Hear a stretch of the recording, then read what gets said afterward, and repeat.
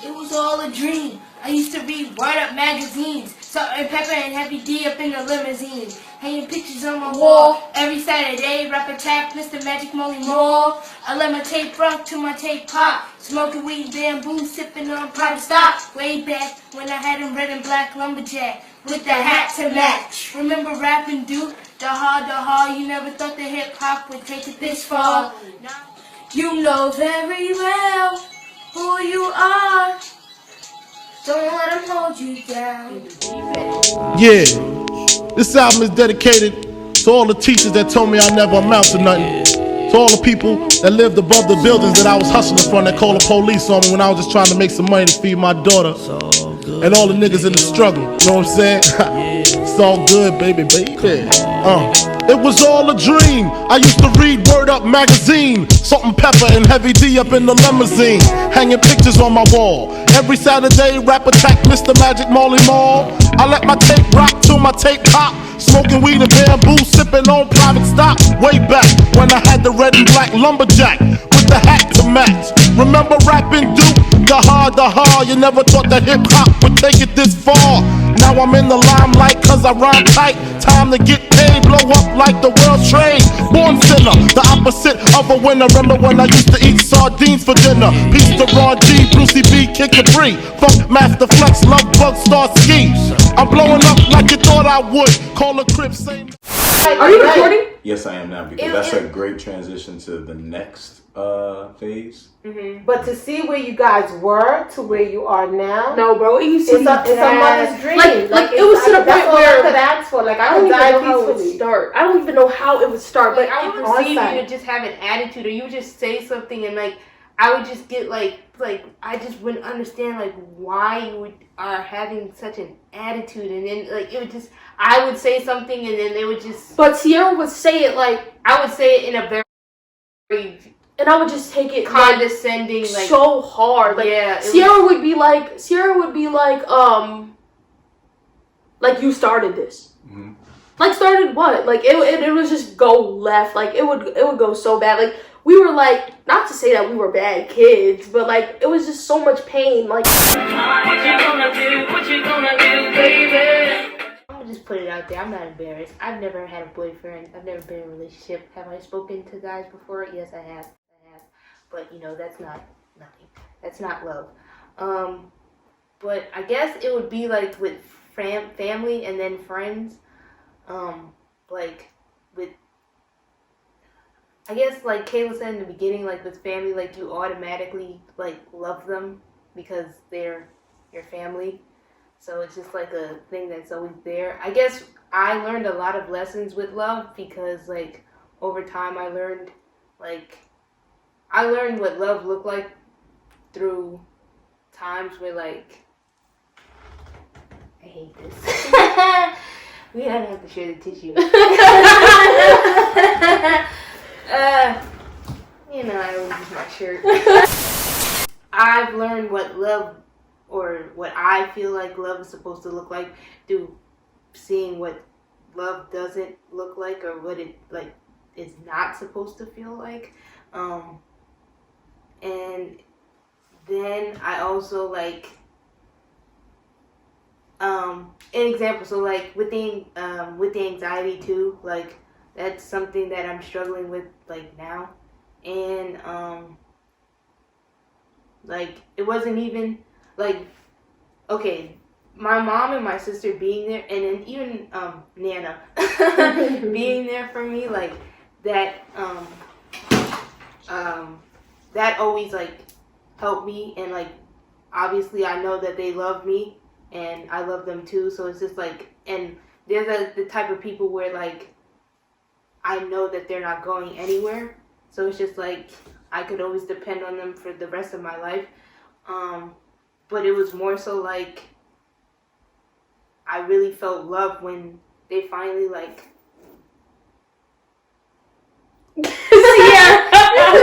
I feel like grandma. You should try not to cry.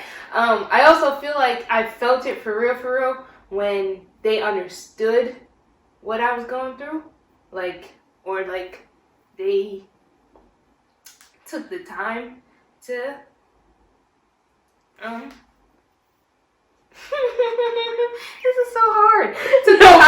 Took the time to understand what I was going through, because with anxiety you just feel so alone, and of course everybody experiences it.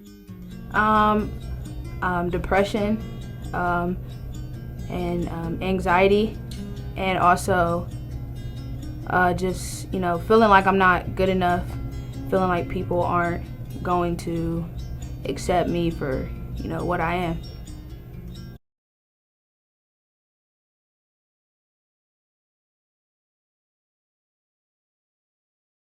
At some point, and for some it's worse than it is for others, but like when you're in it, like you just feel like it's just you. So and with it, like I also felt like everybody was looking at me like right now.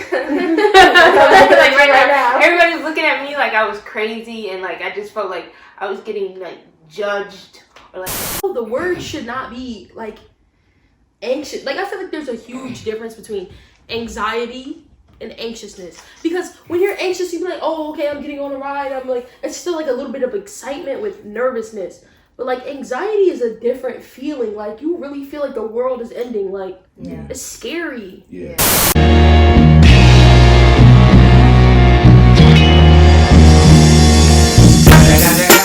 Like the question is related. Like there's never been a female who has tried to show me love and I did not take it. But with men, like it's so weird. Like when people come into my life and try to be like father figures, I feel like they're trying to control my life.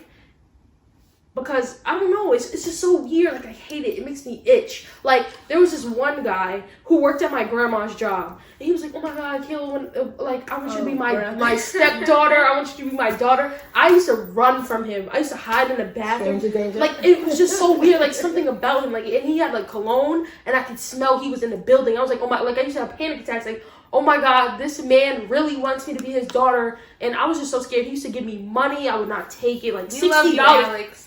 No, Alex, I don't like you. I mean, no, I don't know him now.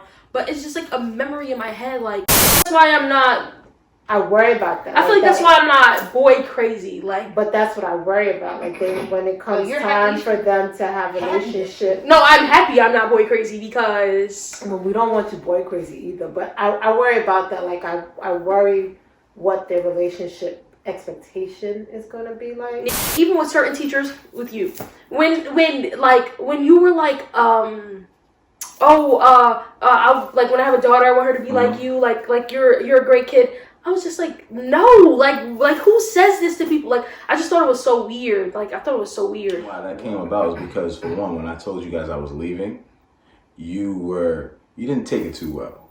I cried. Yeah, you did. I did cry. Profusely. I'm a crier. Yeah. No, I did cry. Like Viola Davis, snot coming out the nose. Like, hopes? What about my life? What about me? Yeah. I was crying. I was upset. Like, how could you leave me with all these not terrible teachers, but like people I didn't connect with. Did you feel like he was I felt betrayed. Yeah. But to remind y'all, I did have an attitude with him because he said that. So I stopped talking to him. Like, I didn't want to be around him. And I feel that too, like even with basketball coaches too. Yeah. Like anytime like a basketball coach like took an interest in her outside of like even basketball, like just tried to sit her down and like talk to her and be like, you know, at the end of the day you're a good kid and I see where you're going and I know that sometimes you may be struggling with, like they try to, you know, just give her like a talk.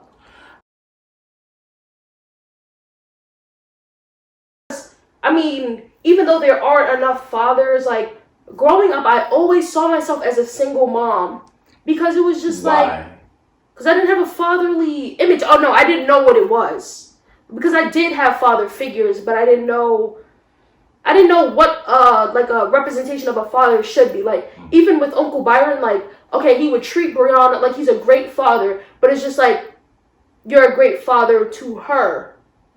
And I could never picture you as my dad. It's just the image of having your real dad. Like, nobody will ever fill that void of your real father. It's a dinosaur! I don't know what love is. I don't know how I'm going to answer that question. Answer it the best way you know how. Love is a menace. Splendid thing. Love is.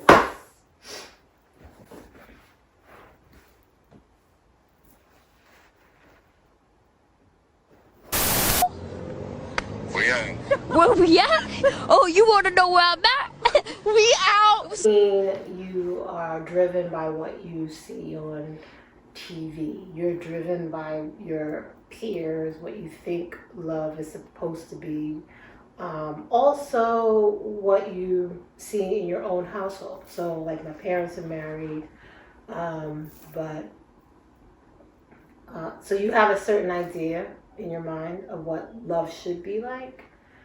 And as you experience some things, as you get your heart broken, because everybody gets their heart broken, as you yourself start to mature, I feel like your expectations for love should mature too with you as you grow. But some people, myself maybe too, you still have this fairy tale concept of what you think a love should be like. And you're always constantly trying to meet that. And there comes a disappointment when you don't. And when you get older, like I heard somebody, I forget who it was, but I know somebody says, like, when you become older, you know you're mature when you realize that it's not about what you want, but it's about what you need. Right? So when you're younger, you're like, oh, I want this, and it should be like this. Like, he got to be 6'2", and he got to be dark and tall and handsome, and he has to have a great job. And, you know, and that's... See, that's where the, you know, and the bond that she has with Byron is very special, because I know even when she's going through the mix of things, if she can get a chance to sit down and talk to him, he's kind of her peace. Like, he'll bring her, you know, she just needs to be in his presence, and her anxiety will come down. But Kaylah never really got a chance to do that with anybody. And though she may have had a lot of great people who tried to, you know, show her a positive male role, her expectation, I feel, when she was younger, and may even still be now, is for Damien to try and be something that obviously he can't be for them, right? And I think Sierra she came to peace with it, because Byron had always been there.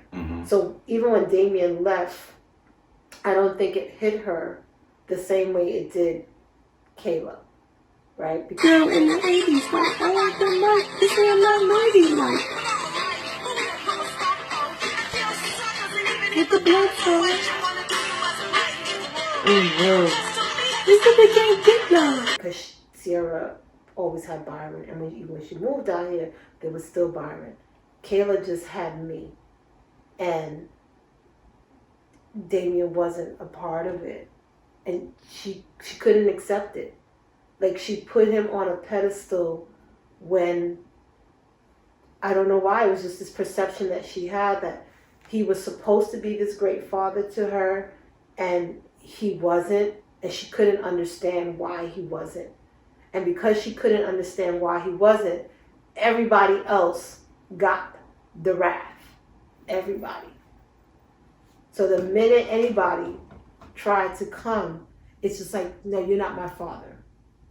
Well, your own father don't want to be your father. So, like, and it took her a long time to come to terms with that. Like, she was always still looking for him, and I guess hoping for him to step in and be this amazing father. And he just couldn't do it.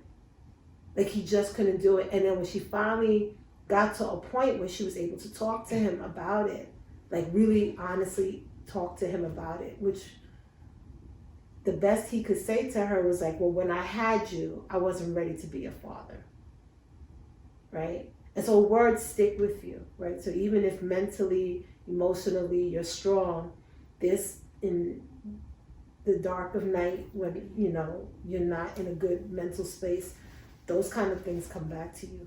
And it's always a form of rejection that she probably hears over and over and over again. Still looking for this acceptance from somebody who just is not capable of doing it. And so it didn't matter who stepped in. It could have been awesome, great for her. But because it wasn't Damien, it didn't matter. And she was so angry with that. And there was nothing I could do. I felt so bad for her. Like, it's something that I feel bad for both of them. And I just hope that it doesn't taint them later on in life. Like, they don't. But I know they will. Like, I know so many people who have issues because of something in the past. I just hope that they're strong enough to get over it or put it up there. I learned from COVID that That I what? your temperatures are off. Sierra, you sleep in 80-degree weather. I cannot. Night and day. Sierra, no, because come on, you've been in Sierra's room. Yin and yang. Who are you talking about? I'm the lady with the hot flash. So I could be 80 right now and then want to be 45 in the next. A cactus will dry up in Sierra's room. It's that hot. A cactus is drying up in my very much, and Hector is thriving.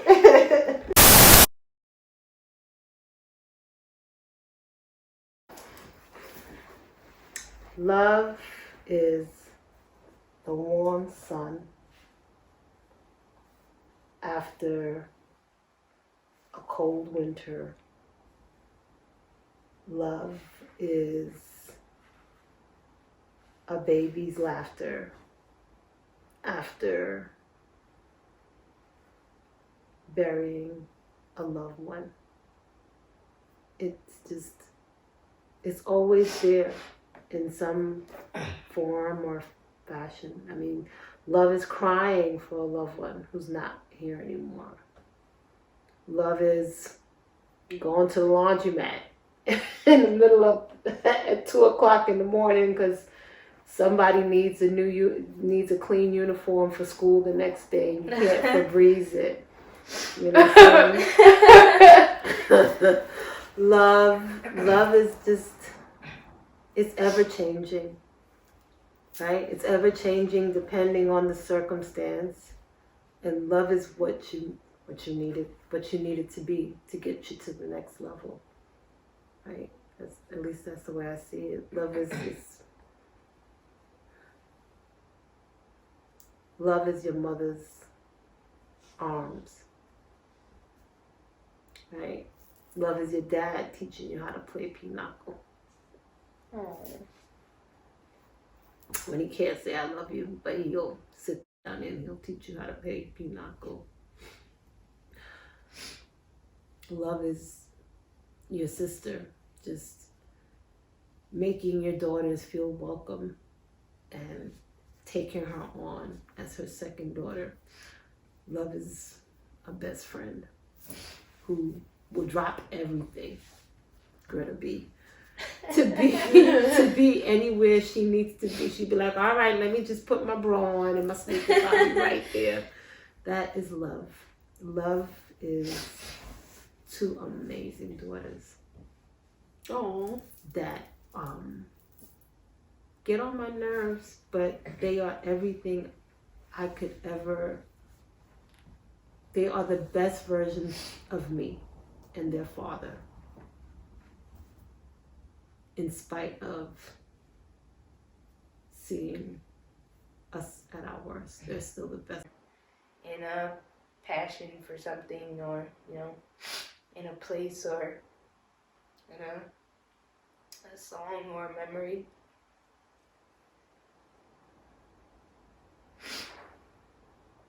And that's what LOVE is. I was waiting for it. Okay. I guess that leaves me. Nah. Oh snap! It went out. I'm kidding. I was about to say I see it on the TV. Like, why are you going? You can go. Damn. What is love?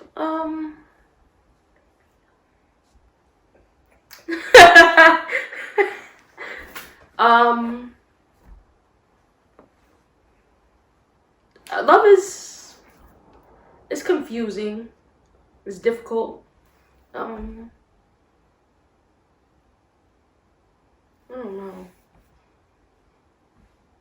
It's like it's a lot of things. It's I don't really have an answer. I mean, I have an answer, but I don't know.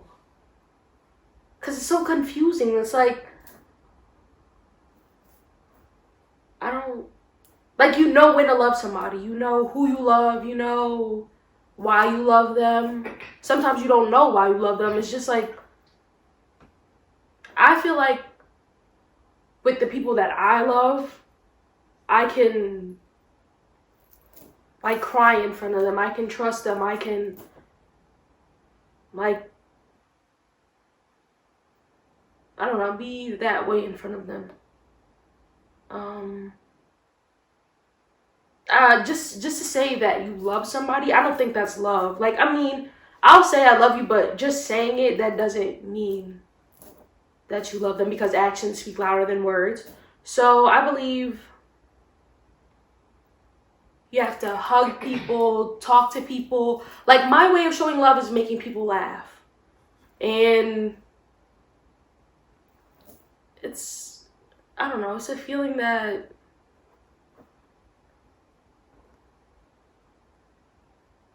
why is it so hard to talk about? Like, You're giving an answer. Stop, Sierra. Love is Kaylah taking part in this. No, for real, because I don't like to be shown that I'm weak. I hate Knowing that she was gonna have You're not weak. I hate tears. You're human. strength, no weakness. I don't like weakness. She always says that she hates weakness, right? Right? She's like, oh, I hate, you know, like, I hate to show weakness by crying. But I tell her she's like one of the strongest people I know. Well, you didn't have to. Me, the young Jamaican trainer, I'm a right hand partner today. I want to tell you something, a speech right now. Either you work hard for it, or you don't work hard for it. Well, me and my brother, we work hard for our stuff. It don't come easy. In life, you have to work. Either you want to be the shark of the ocean, or the fish of the ocean.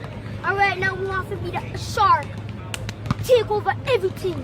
Strength, no weakness. Fill up now. Don't put it up towards the edge. I want to show them who designed it by IKEA. No.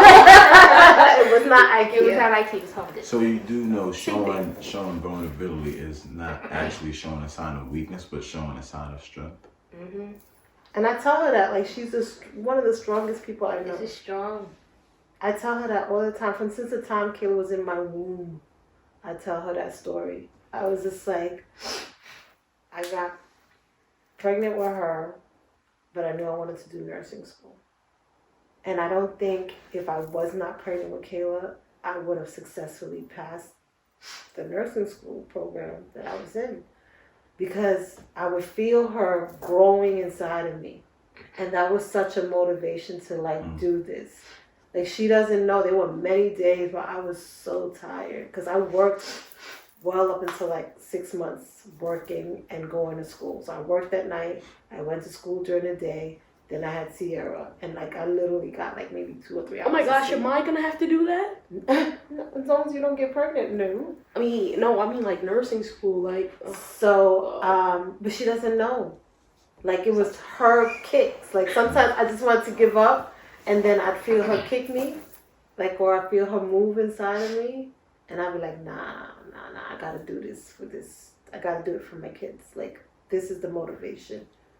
So she's always been the person since the time before she was even out for the world to see, motivating me, her and Sierra both, motivating me, pushing me to do what I had to do. And so therefore that makes you guys the strongest people I know.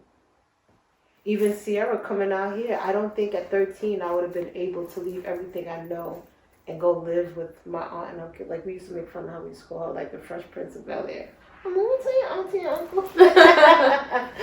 But I don't think I would have been able to do that, right? Because I was so clinging to my mom, but she showed a lot of strength by moving out here. So I'm so inspired by them.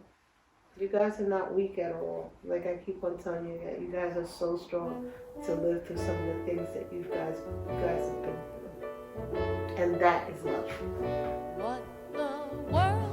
Love is when Kaylah asks me to throw down his deodorant from the top of the steps. Love is Sierra, shut up! Can I think of one? Love is this. Hearing my daughter's laugh. Love is Damson Idris. Oh my God! That's a wrap! Wait, baby. Love is when Kaylah chases me around. Then we On 3, what was this though? What was 3? I said silent 3. I didn't want to say 3, and then No, but what was 3? What was supposed to be happening on 3? you did. You said the clap, and then you. Oh, and then we say after that we We'll say love is da da da, and then we say that's a wrap Yeah, after. you can say that's alright. So on 3, you have to clap. Correct? Yeah. And then say your answer. Are you done? I gotta test. No. And Chris, you guys done it. My name is Kaylah and I'm gonna sing Light as a Rock by MC Light. I'm a light. No one. I'm a light. No one. I'm a light. No one. Let's just say it again. I said it before. Move out the way when I'm coming through the door. Me, heavy and light as a rock. Guys, lots, even some of the girls. There are oceans and rivers enough to cross, enough to last.